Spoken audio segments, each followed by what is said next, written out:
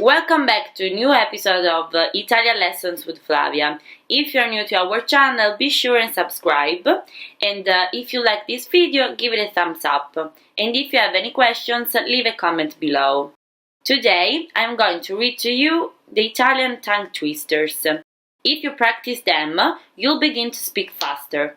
When you're learning tongue twisters, remember to start slowly and to break them down into pieces until you can repeat 3 times fast.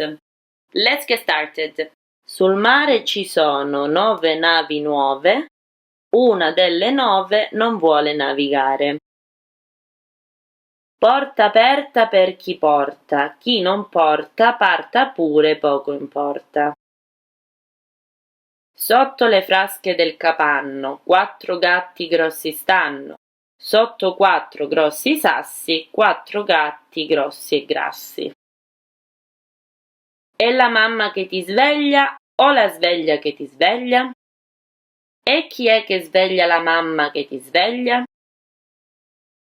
Se passi sui sassi, ripassi sui sassi.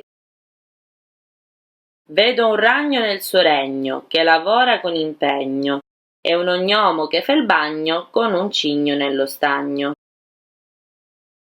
Sotto un uscio tutto liscio, cade a striscia grosso guscio. Barbaro barbuto barbiere, perché barbaramente barbasti la barba al mio barbaro barbuto barba? L'oca con la moca fa il caffè alla foca, la cuoca foca fra un poco di coca all'oca. C'è il questore in questura a quest'ora?